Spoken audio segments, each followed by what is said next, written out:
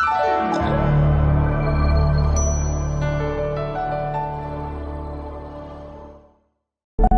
ណ្ដាំរបស់សំណក់មួយខ្ញុំមានអាយុយ៉ាងច្រើនពី10ឆ្នាំទៅ15ឆ្នាំស្មើនឹងមនុស្សអាយុ70ឆ្នាំនៅថ្ងៃណាមួយដែលខ្ញុំឃ្លាតឆ្ងាយទៅសូមកុំស្ដាយស្រណោះខ្ញុំឲ្យសោះនេះវាមានន័យថាជីវិតប្តីប្រពន្ធមិនស្ថិតយូរអង្វែងឡើយគង់តែមានព្រាត់គ្រាន់តែមួយគឺព្រាត់រស់និងមួយទៀតគឺព្រាត់ស្រាប់ 2. សូមទុកឱកាសឲ្យខ្ញុំបានឆ្វេងយល់ថាតើអ្នកចង់បានអ្វីពីខ្ញុំគឺប្តីប្រពន្ធត្រូវតែចេះឆ្វេងយល់អំពីគ្នា 3. សូមជឿជាក់លើខ្ញុំព្រោះវាសំខាន់ណាស់ចំពោះជាតិជាឆ្កែរបស់ខ្ញុំវាមានន័យថាការជឿជាក់គ្នាមានសារៈសំខាន់ណាស់រវាងប្តីប្រពន្ធ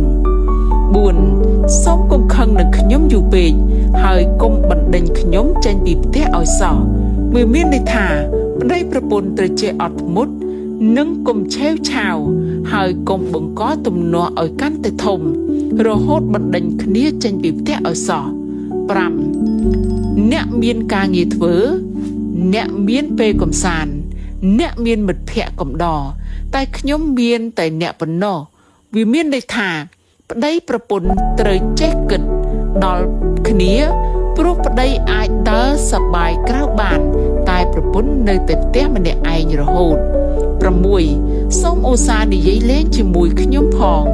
ទោះបីជាខ្ញុំមិនយល់សម្ដីរបស់អ្នកទាំងអស់ក៏ដោយតែខ្ញុំយល់ពីសម្លេងរបស់អ្នកវាមានន័យថាការជជែកគ្នាអស់ពីពោះគឺធ្វើឲ្យរឿងធំខ្លាយជាតូចហើយរឿងតូចទៅជាអស់រឿង 7. សូមចងចាំថាខ្ញុំមិនភ្លេចនូវទឹកចិត្តនិងការប្រោសប្រណីរបស់អ្នកចំពោះរូបខ្ញុំទេវាមានន័យថាការសន្តោសប្រណីជាមុនស្នេហ៍ដ៏ស័ក្តិសិទ្ធិដោយអ្នកមិនចាំបាច់ទៅរកគ្រូស្នេហ៍ឲ្យសេកមុនអាគម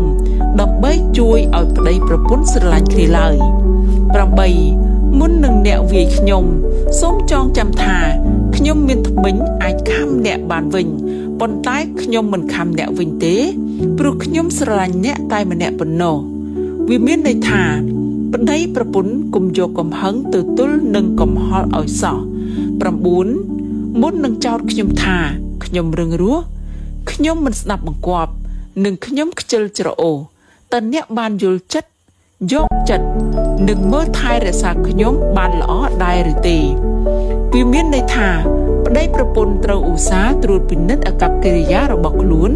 នៅពេលដែលដៃគូជីវិតរបស់អ្នកមិនសប្បាយចិត្ត 10. ថែរក្សាខ្ញុំនៅពេលដែលខ្ញុំចាស់ផងព្រោះអ្នកក៏ចាស់ដែរហើយយើងរួមដំណើរជាមួយគ្នាហើយទោះបីជាខ្ញុំស្លាប់ទៅក៏ខ្ញុំបិទភ្នែកចិត្តដែរវាមានន័យថាការរួមដំណើរជីវិតរហូតចាស់ខំពោតរបេះខំជែករបូតគឺជាវត្ថុបំណងរបស់មនុស្សគ្រប់រូប